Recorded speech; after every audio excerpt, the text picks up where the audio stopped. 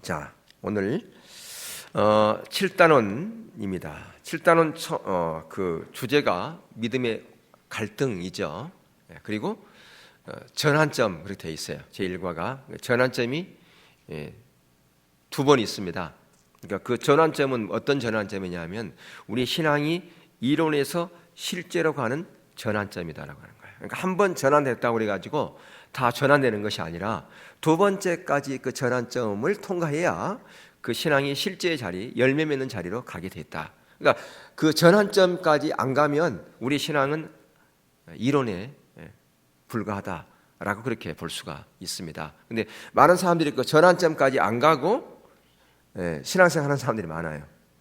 그러니까 전환점 통과하지도 않고, 그러니까 전환점까지 통과 안 한 사람들은 하나님의 역사를 경험하지 못했다고 생각할 수 있어요. 신앙생활 할지 모르지만 하나님이 하시는 놀라운 일들을 경험하는 자리에 못 갔다, 그렇게 얘기할 수도 있다라고 하는 것이죠. 그래서 거기 이제 믿음으로 책정한 우리 교회 예산, 물론 우리하고는 좀 맞지 않는 그런 부분이 있습니다만은 거기 책에서 이제 얘기하는 것은 이런 거죠. 하나님이 하시기를 원하시는 절대적인 확신을 가지고 지금 예산을 짜는 거예요. 짤 때 어떻게 짜냐면 각 부서마다 기도하면서 앞으로 우리 1년 동안 어떤 부분이 필요한데 거기에 대한 예산이 얼마 들 것이다 라고 하는 것을 이제 목록을 다 작성하고 받는다는 거죠. 그리고 나서 또 하나는 뭐냐면 헌금을 작정하죠. 우리는 헌금 작정하는 그런 게 없습니다만은 헌금 작정하고 또 외부에서 돈이 들어올 곳이라든가 이런 걸 다 합해가지고 보니까 항상 그렇잖아요. 특히 이제 미국 같은이나 이런 캐나다에서는 덜 할 수 있는데 우리 한국에서 이렇게 했다 그러면요 갭이 엄청날 겁니다. 작정한 헌금, 물론 작정한 헌금도 그것도 잘 안 맞아요. 그러니까 우리는 짤 수가 없어요. 왜 짤 수가 없느냐? 작정하는 헌금도 제대로 안 맞는 데다가 좀 필요한 금액이 얼마인지 예산을 다 짜라 그러면 다 부풀려. 그래가지고 실제로는 1,000만 원 들어가는데 일단 그냥 짜놓고 봐. 그래가지고는 한 2천만 원 돼버려. 이렇게 1,000만 원밖에 안 될 건데 2천만 원. 그러니까 우리의 이런 실정에서는 안 맞는데, 근데 여기서는 지금 그렇게 했다는 거예요. 그러니까 이 사람들은 참 현실적이고 그것을 있는 그대로 하는 기 때문에 이게 맞아요. 그리고 그것이 이 어떤 통계라든가 이게 잘 나와 있기 때문에, 그리고 실제로 자기들이 작정하면 그대로 하는데 우리는 작정해놓고도 안 하는 경우들이 많지 않습니까? 그러니까 이제 작정한 그 금액이 예를 들어서 2천만 원이었고 또 각 부서마다 다 1년 동안 쓸 이런 부분을 보니까 2,500 또는 3,000이었다. 그러면 작정은 2,000이고 예산은 3,000이면 얼마의 갭이 생겨요? 1,000만 원의 갭이 생기잖아요. 그러면 그 1,000만 원의 갭은 하나님께서 채워주실 것을 믿고 신뢰하고 그렇게 나갔다 그 말이에요. 그랬을 때 결산을 해보니까 그 1,000만 원의 그 갭을 하나님께서 메꿨다. 하나님께서 하실 것을 믿고 그렇게 신뢰하고 갔더니 그 얘기예요. 그래서 그 액수간의 차이를 하나님께 공급해달라고 기도했다. 근데 기도했는데 과연 그것이 될 것인가? 그것이 바로 믿음의 갈등이었다라고 하는 그런 부분인데요. 자, 이걸 이제 그런 부분을 이제 접어놓고 그동안 했던 것을 한번 복습을 하면요, 하나님은 일하십니다. 지금도 어디서 일하시는가? 우리 주위에서 일하시는데, 하나님은 일하실 때 목적을 갖고 일하시는 거예요. 그러니까 하나님은 그냥 일하시는 게 아니라 반드시 목적을 갖고 일하신다. 어떤 목적을 갖고 일하시는가?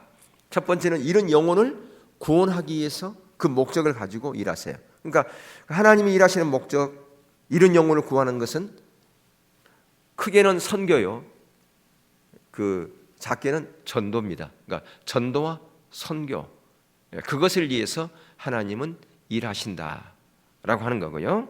또 하나는 하나님의 백성의 회복입니다. 하나님의 백성의 회복. 그것이 하나님의 부흥이요, 영적 갱신이다.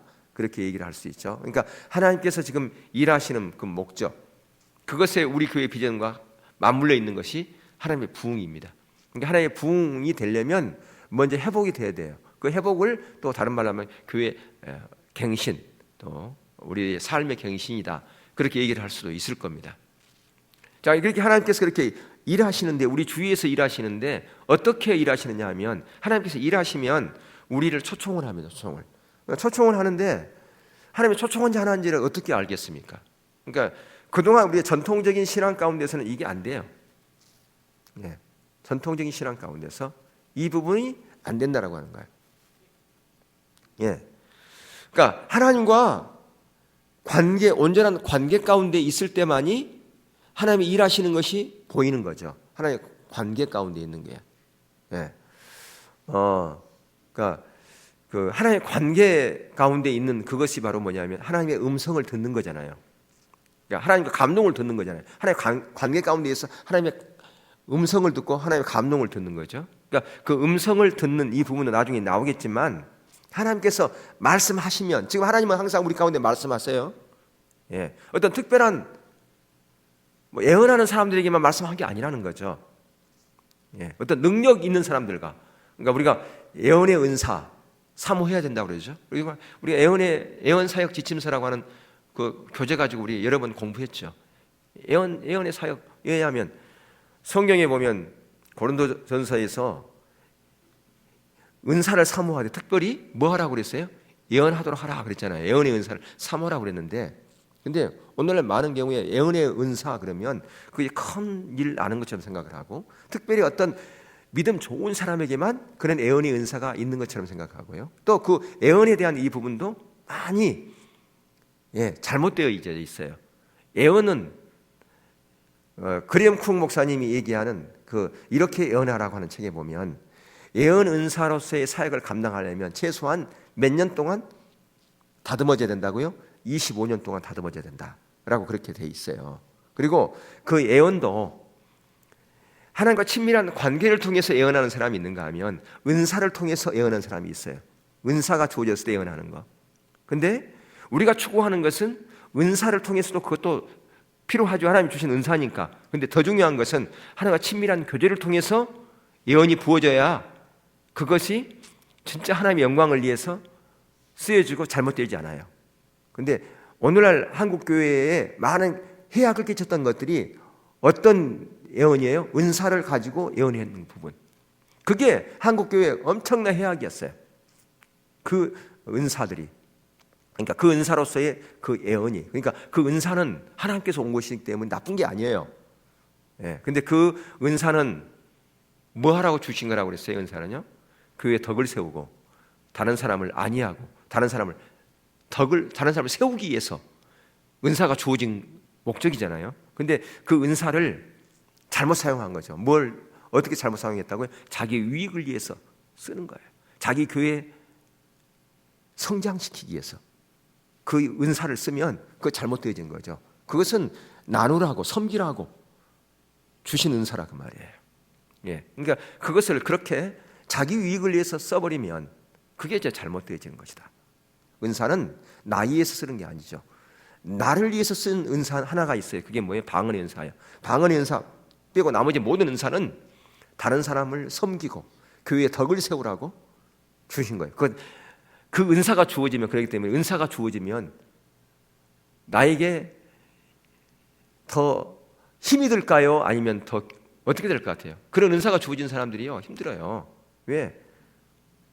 어떨 때는 밥도 못 먹고 섬겨야 되잖아요. 어떤 치유 은사가 있어요. 치유 은사 있는데 이 사람이 특별히 그 나병 환자를 잘 고치는 은사가 있다. 그러면 어떤 환자들이 많이 오겠어요? 집에 나병 환자들이 가득하겠죠. 냄새 가득하고 그렇단 말이에요. 그러니까 그것을 감수하고 그런 사랑이 있을 때 그게 부어지고 그것이 더 업그레이드 되는 것이지. 그런 사랑도 없는 사람이 그런 은사가 부어지면 그게 이제 문제 생기는 거죠. 이게.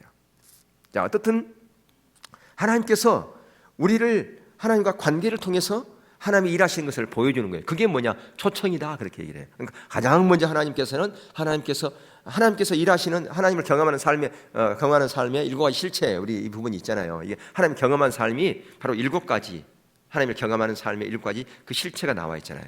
가장 먼저 하나님께서 일하신다.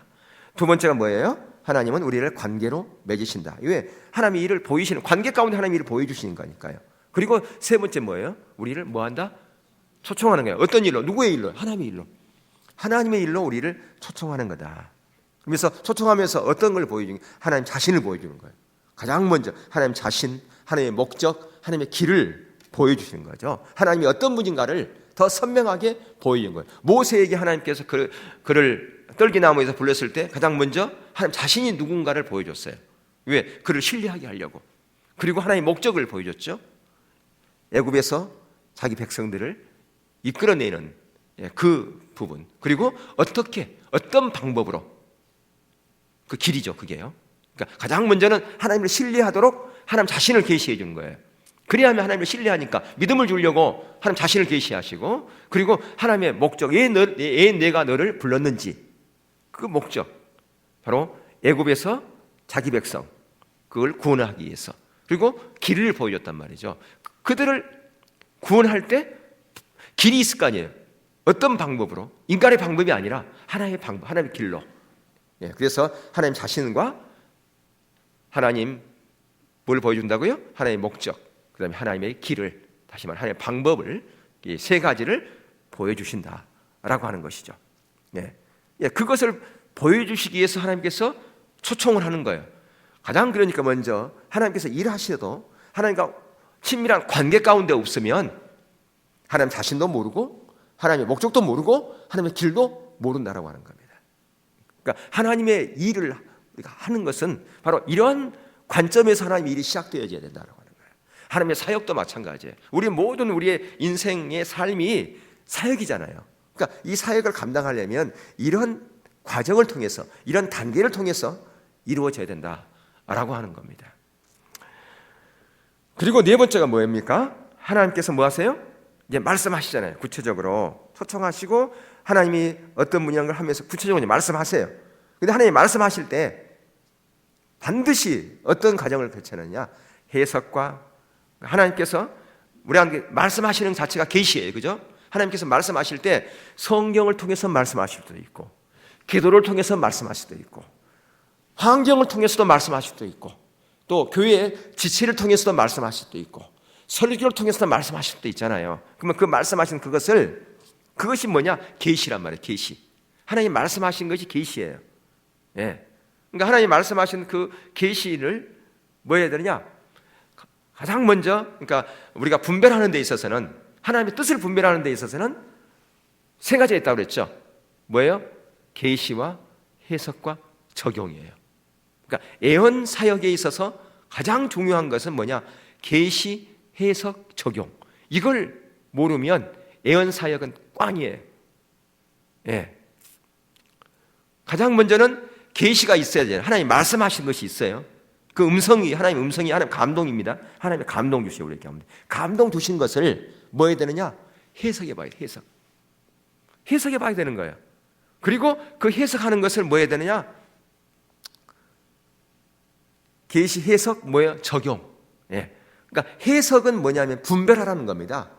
그리고 그것을 적용하는 것이 필요해요. 그러니까 해석, 아니다. 가장 먼저, 맞나요? 가장 먼저 뭐예요?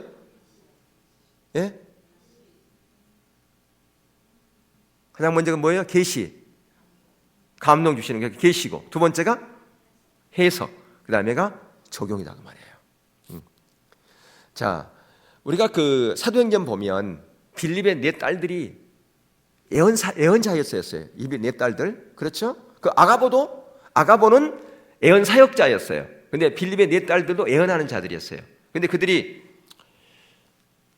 그 바울의 혁띠를 가지고 바울을 묶으면서 당신이 예루살렘에 올라가면 이렇게 된다. 이 어려움이 있다. 그러니까 올라가라고 그랬어요? 올라가지 말라고 그랬어요? 올라가지 말라고 그랬잖아요. 당신이 가면 유대인들이 잡혀가지고 이렇게 된다. 올라가지 말라고 그랬단 말이에요. 근데 바울은 올라갔어요? 안 올라갔어요? 올라갔다고 그랬단 말이에요. 그러니까 지금 보니까 계시는 맞았어요. 어려움이 있었잖아요.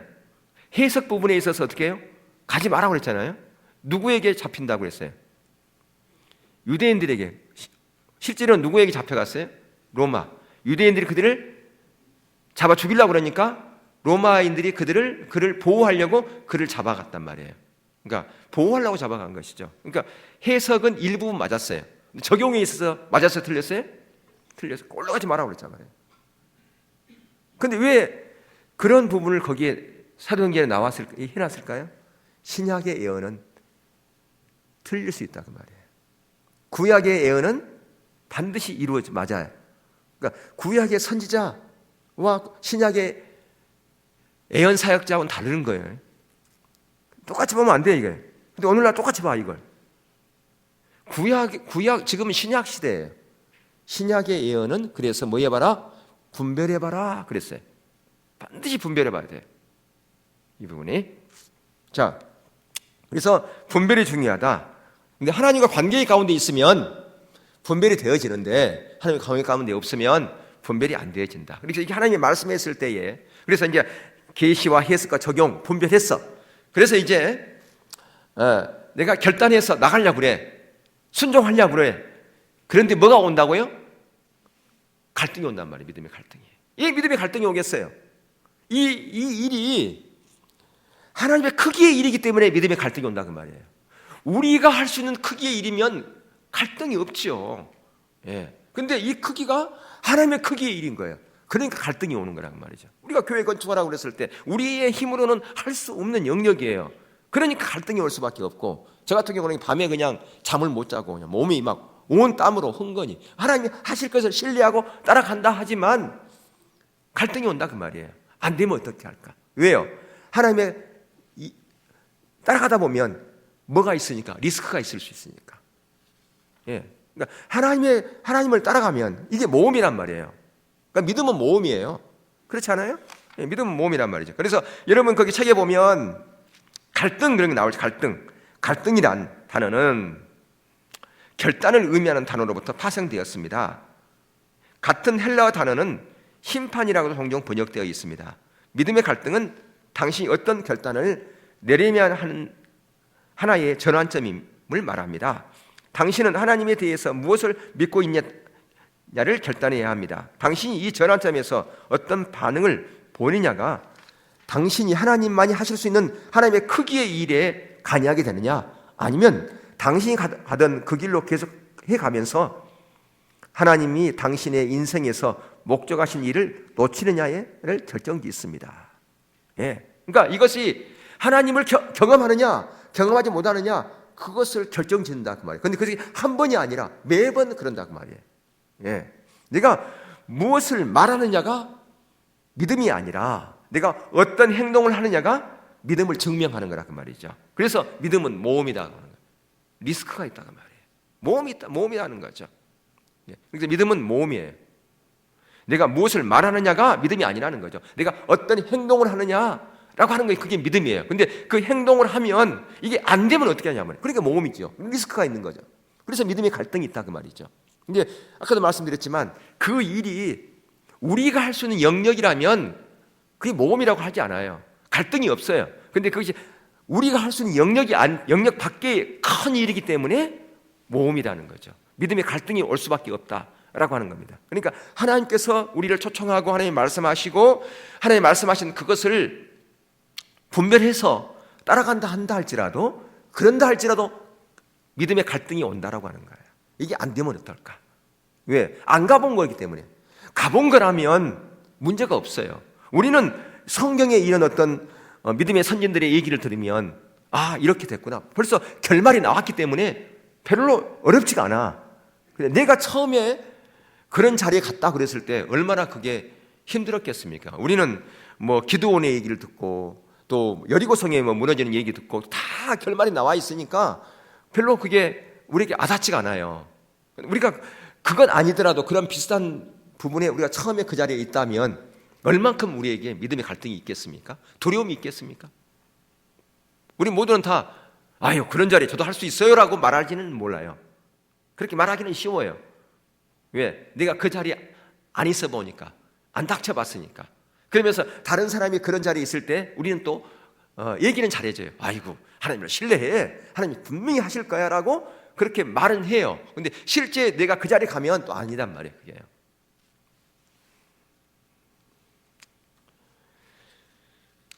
그래서 하나님이 원하시는 것이 무엇인가를 기도하고 그것에 순종하는 것이 믿음이에요. 근데 그 믿음 우리가 알아 다. 근데 그 믿음을 신념으로 하는 게 아니라는 거죠. 신념과 믿음은 다르죠. 예.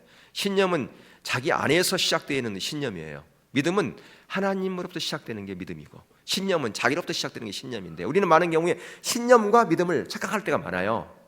신념으로 가면서 믿음이라고 생각을 한다는 거죠. 그래서 하나님이 움직이심을 보고 행동하는 것이 중요한데 그렇게 하나님 보고 행동했다 할지라도 하나님이 안 하면 어떻게 하겠어요? 그러니까 모험이죠. 그러니까 우리가 그런 마음이 있죠. 하나님이 안 하면 어떻게 하나? 그런 두려움이 없겠습니까? 다 두려움이 있죠. 그런데 그런다 할지라도 하나님이 하실 거야라고 한 발을 내디딜 때 하나님의 역사는 항상 이루어졌어요. 한 발을 내디딜 때. 자, 그래서 거기 한 예를 들면 알렌에 있는 지교회 건물 구입이라고 하는 그 부분이 그 186쪽 중간에 하단부에 이렇게 있어요. 우리는 교회 건축 프로그램 도중에 또 다른 믿음의 갈등이 부딪혔습니다. 우리는 캐나다 서스케치원 주 알렌의 메인 스트리트에 지교회를 쓸만한 교회 건물을 살 특별한 기회가 있었습니다. 지교회 목사 렌 코스터는 건물 주인과 이야기를 했습니다. 그는 이렇게 말했습니다. 저는 이 건물을 1,200만 원에 샀고 고치는데 560만 원 투자했습니다.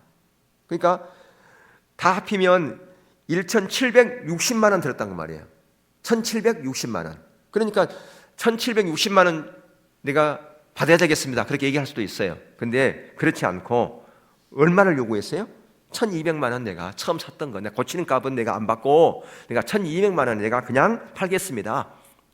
그러니까 사는 입장에서는 얼마나 좋아요, 그죠? 예. 근데 거기서 요구한 게 뭐냐면 계약금제로 720만 원 저에게 주시고 잔금 480만 원은 은행 융자로 8%로 해서 갚으세요. 그렇게 했다 그 말이에요. 예. 그러니까 이제 이 목사님이 저에게 그러면 2주간만 말미를 달라고 하고서 기도를 했어요. 그러니까 그 교회가 뭐 재정이 넉넉한 교회고 그러면 전혀 문제가 없는데 교인도 얼마 안 되고 또 지교회도 돕고 하는 그런 작은 교회에서 이 돈을 마련하기로 하는 것은 그렇게 쉽지 않았을 것이다 라고 하는 거예요. 지금 이 책 쓰여진 지가 아주 뭐 몇십 년 전의 얘기니까요. 예. 그러니까 지금 환율 뭐 지금 달러로 얘기됐지만 우리나라 원으로 좀 바꿔서 얘기하고 있어요. 그러니까 최근의 얘기가 아니고 오래전에 몇십 년 전의 얘기입니다. 지금. 그러니까 거기 보니까 뭐라면 우리는 720만 원은 그냥 단돈 한 푼도 없었다 그 얘기예요. 단돈 한 푼도. 예. 그래서 이제 교회 가서 의논을 했겠죠. 기도했겠죠. 그래서 거기 보면 한 마음으로 교회 식구들은 하나님이 우리 지교회를 위해서 채워주시기를 열심히 기도합니다. 예. 그래서 기도를 시작했습니다.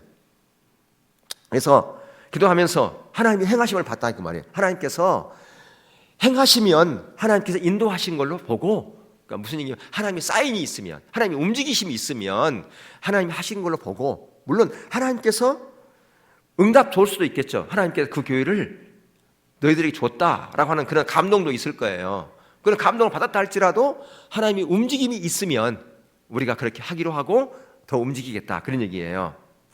약 일주일이 지나서 저는 텍사스의 해프웨이에 있는 교회로부터 전화를 받았습니다. 전화한 사람이 이렇게 말합니다. 어떤 분이 우리 교회에 오셔서 당신 교회가 선교 활동을 하고 있다고 전해 주셨습니다. 혹시 그것이 어떤 일인지 전화로 설명해 주시겠습니까? 그러니까 지금 여기 선교지에 있는 교회를 지금 세우려고 하는 그런 부분이에요. 지금 자기 교회가 아니라. 예. 근데 그러면서 우리는 목사님께 지금 400만 원을 보내드리고 지교회 목사님 한 분을 도와드리는 데 쓰라고 한 달에 16만 원씩 2년 동안 보내드리겠습니다. 혹시 이런 돈이 쓸만한 곳이 알고 계십니까? 물론이죠. 지금 이제 교회를 지금 살려고 하는 지금 지교회를 위해서 자기들 선교하는 교회를 위해서 지금 이 교회를 장만하려고 그러니까 당연히 필요하지 않습니까? 예. 그래서 이제 그것을 받아들였단 말이에요. 돈이 얼마 생긴 거예요? 지금 400만 원 생긴 거잖아요. 지금. 그리고 얼마 있어서 다음 날, 바로 다음 날 텍사스에서 목회하고 계신 어떤 분이 전화가 왔어요. 그분이 얼마를 지금 헌금해요? 80만 원. 80만 원. 그러니까 총 지금 얼마 들어왔어요? 480만 원. 예. 480만 원. 그런데 지금 얼마가 모자라냐? 계약금 걸려면 240만 원 모자라다 그 말이에요. 계약금을 걸려면 얼마가 모자라다고요? 240만 원이 더 있어야 돼. 근데 그 건물 주인이 뭐라고 제안하냐 그러면 반대로 제안을 했어요. 어떻게 해요? 계약금으로 480만 원 내고 융자로 720만 원으로 하는 걸로. 그러니까 얼마만 있으면 돼요? 480만 원만 있으면 돼요. 그러니까 지금 얼마 지금 있는데 480만 원 있어요. 아, 이게 하나님이 하시면 이렇게 딱 맞아 떨어진다 그 말이에요. 지금 그 얘기하고 있는 거예요. 땅 봐야 떨어지잖아. 그러니까 그 건물 주인도 이 마음도 바뀌어 버려서. 그러니까 건물 주인이 가만 보니까 480만 원 계약금 받고 720만 원씩 8%로 이자를 받고 용자인 편이 훨씬 낫겠더라는 거예요. 왜냐하면 이들은 세금이 나오거든요. 그 건물에 대한 세금을 이렇게 하는 것이 오히려 세금을 적게 내겠더라는 그 말이에요. 자기들 생각해 보니까. 그래서 이렇게 건물주가 마음이 바뀌어서 했다는 거죠. 그러니까 이렇게 하나님이 하시면 이렇게 하나님이 일하신다. 그걸 지금 한 예로 보여준 거예요. 예. 그러니까 하나님이 움직여 갈 때는 이렇게 스무스하게 움직여 가고, 하나님이 하는 일이 뭐예요? 재밌겠잖아요. 재밌잖아요. 그죠? 근데 그렇지 못하고 하면 힘들죠. 이런 부분들이. 막히면 또 하면 막히죠. 그래서 지금 우리 교회도 하나님께서 은혜가 필요한데, 제가 지난번에 성탄절 설교도 그랬지만 우리가 연말 결산할 때 적자로는 결산 아니었어요. 흑자 결산이었어요. 뭐 작은 금액은 아니지만. 그리고 나서 이제 이렇게 가다가는 또 얼마 있어서 적자가 아닐까라고 했는데 또 하나님께서 또 그냥 또 하셨어. 또 은혜를 주셔. 감사하지요. 예. 그러니까 한편으로는 어떻게 하나 낙심되어 가는데 하나님께 또 위로하신단 말이에요. 그러면서 보면서 하나님께서 일하시네. 하나님께서 위로하시네. 하나님께서 물론 움직여 가시네.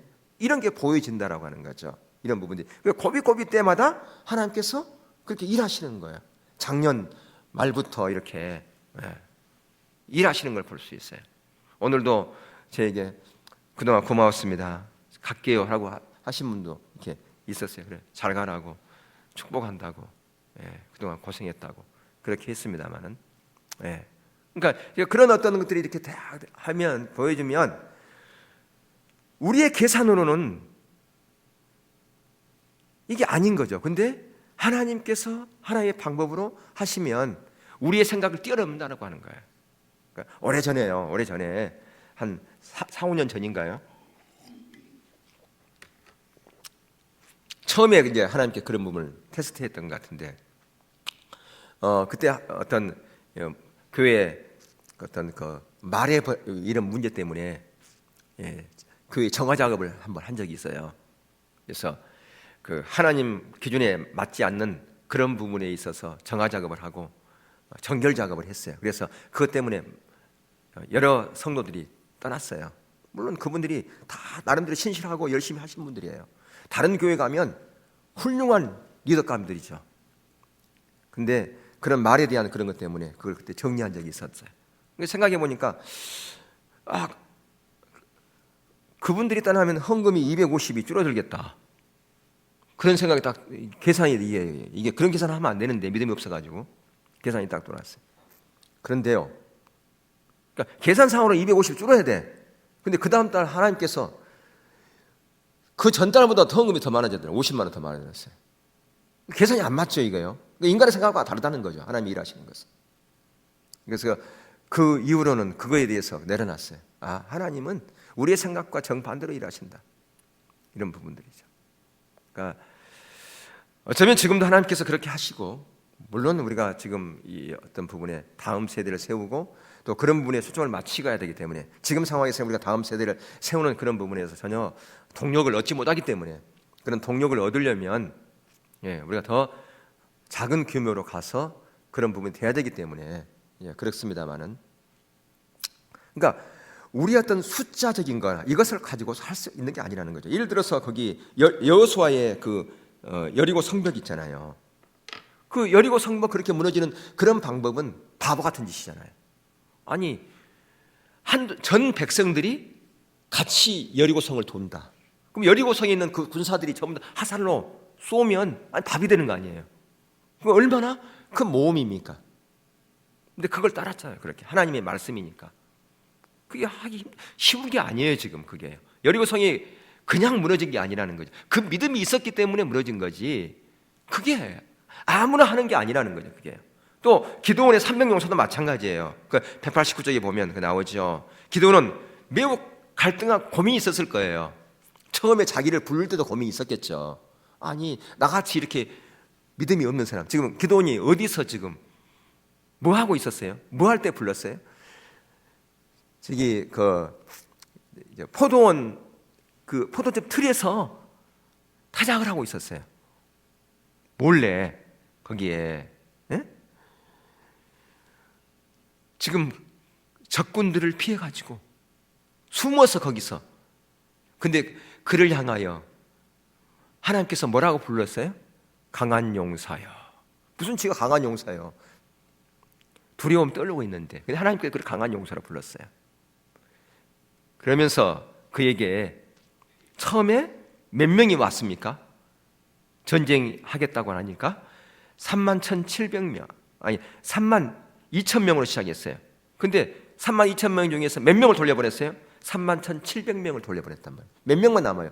32,000명도 지금 부족할 그런 상황인데 31,700명을 돌려버리고 300명만 남기겠다고 하는 거예요. 그거 가운데서 얼마나 믿음의 갈등이 있었겠어요. 과연 이들 가지고 싸울 수 있을까? 300명도 모자랄 판에.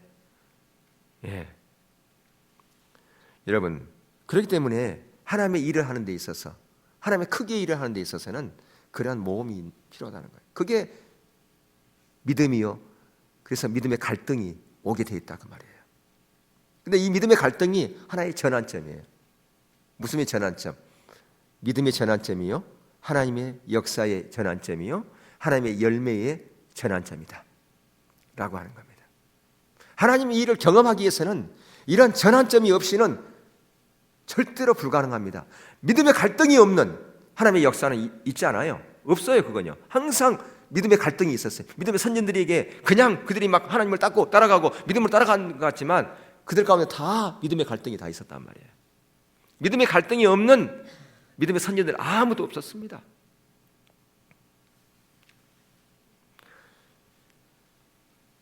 다윗과 블레셋 사람들도 마찬가지예요. 그 얘들 쭉 있습니다만은 베드로, 고기, 그리고 세금도 마찬가지죠. 예. 베드로는 어부였잖아요. 근데 예수님께서 그 세금 내려고 뭘 잡아가지고요? 고기 잡아가지고 그 입에 동전이 있다고. 예.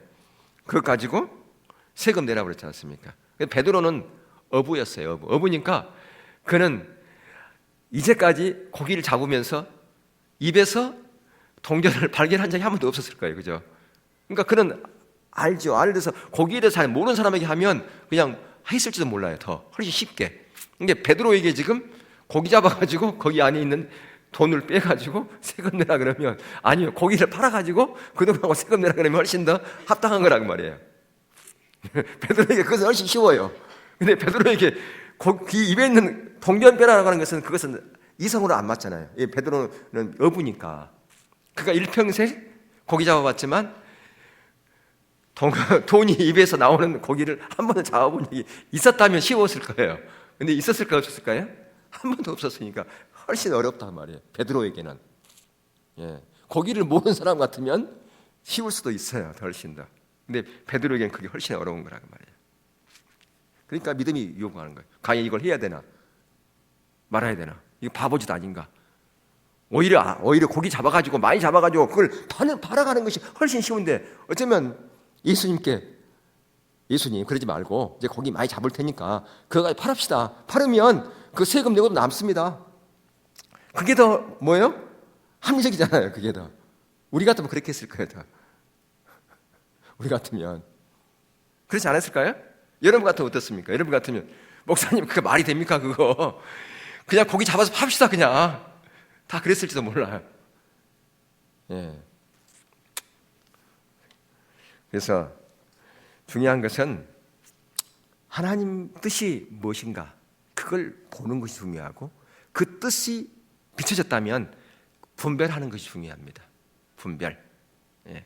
하나님의 뜻인가 아닌가 분별하고, 그리고 따라가는 것이 중요하다. 자, 그래서 거기 그 네모 박스에 한번 읽어봅시다. 네모 박스, 믿음의 갈등. 시작. 첫 번째 시작. 하나님과의 만남은 믿음을 요구한다. 두 번째, 하나님과의 만남은 하나님의 크기다. 세 번째, 하나님의 계시에 대한 당신의 반응이 하나님에 대한 당신의 믿음을 드러낸다. 네 번째, 진정한 믿음은 행동을 요구한다. 진정한 믿음은 뭘 요구한다고요? 행동을 요구한다는 거죠. 행동. 그러니까 그 행동을 요구하는 행동, 믿음의 갈등을 넘어가지고 행동을 요구한다라고 하는 겁니다. 그러니까 이거 신념하고 다른 거예요. 무덤뼈로 그냥 나는 믿습니다. 신념으로 자기 신념으로 하는 게 아니라는 거죠. 예, 리스크가 모험이 되기 때문에. 예, 그래서 우리의 모든 삶 가운데 리스크가 있을 수밖에 없어요. 모험이 있을 수밖에 없어요. 우리의 모든 삶의 자리에서 리스크가 없는 사람 어디 있습니까? 다 모험이 있죠. 사업하는 사람도 마찬가지고, 직장 생활하는 사람도 마찬가지고, 공부하는 사람도 마찬가지고, 다 모험입니다. 다 갈등이 있어요. 갈등 없는 사람, 여러분이 살아가면서 갈등, 나는 진짜 갈등이 없습니다. 혹시 그러신 분 있어요? 나는 갈등이 없어요. 나는 인생에 있어서. 혹시 손 들어보세요. 갈등 없는 사람. 예. 갈등이 있어야 돼요. 갈등이 있어야 된단 말이에요. 갈등이 없으면 믿음의 자리로 간다 못 간다? 못 간다는 거예요. 매번의 우리의 모든 삶의 자리에서 갈등이 있는 거예요. 그 갈등이 인생의 뭐라고요? 전환점이다 라고 하는 거예요. 그래서 그 갈등을 잘 넘기면, 믿음으로 그걸 넘기면 우리 인생이 전환되는 거예요. 어떻게 전환되느냐? 하나님을 경험하는 자리로 가는 거다 그 말이에요. 아멘. 여러분의 인생 가운데 혹시 그런 믿음의 갈등의 자리에 있는 분들이 있을 거예요. 그것이 여러분의 인생의 전환점이라고 생각하고요, 믿음으로 반응하십시오. 예, 하나님의 크기의 일로 여러분들이 나가십시오. 하나님이 하실 것을 기대하고요, 믿고요. 하나님께서 여러분 그 자리로 불렀다면, 이게 전제되는 거예요. 하나님이 불렀다면, 하나님이 시작했다면, 하나님의 일이라면, 그게 전제입니다. 예, 하나님의 일도 아니고 하나님이 시작하지 않고 내가 시작한 거라면 아니죠. 그것은요, 하나님의 일이요, 하나님이 나를 불렀고 하나님의 일하신 하나님의 크기라면, 그러면 여러분들이 믿음으로 반응하십시오. 어떠한 갈등이 있다 할지라도. 그랬을 때에 하나님의 크기의 일을, 하나님의 크기의 일을 경험하게 된다라고 하는 것입니다. 굉장히 빨리 끝나죠, 그죠? 끝났어요? 다 했나요? 네, 다 했어요. 예. 그래서 여기 이가의 요점 한번 봅시다. 이가의 요점 크게 한번 읽겠습니다. 시작. 하나님이 그분의 역사로 나를 초청하실 때 그분은 하나님의 크기의 가제를 나를 위해서 갖고 계신다. 인생을 어떻게 사느냐가 내가 하나님에 대해서 무엇을 믿고 있느냐의 간증이다. 하나님이 나를 통해서 무엇을 하시고 싶다고 말씀하시면 나는 믿음의 갈등에 부딪힐 것이다. 여러분을 하나님 초청하면요, 다 믿음의 갈등이 있을 수밖에 없어요. 노아도 그를 그 방주로 지으라고, 산 위에서 방주로 지으라고 그를 불렀을 때 갈등이 있었을까요, 없었을까요? 갈등이 있었을 거예요. 바닷가에서 지으라 그러면 갈등이 없을지도 몰라. 근데 산 꼭대기에다가 방주 지으라 그러니까 갈등이 있었을 거란 얘기죠. 예, 그것도 크게 작은 거 지으라 그러면 갈등이 없을 수도 있어요. 근데 엄청난 크기, 그 1년 안에 지은 게 아니라 자기 평생을 투자해야 될 그런 것이기 때문에 더 갈등이 있을 수도 있다 그 말이에요. 예, 우리의 모든 인생에 그런 갈등이 있습니다.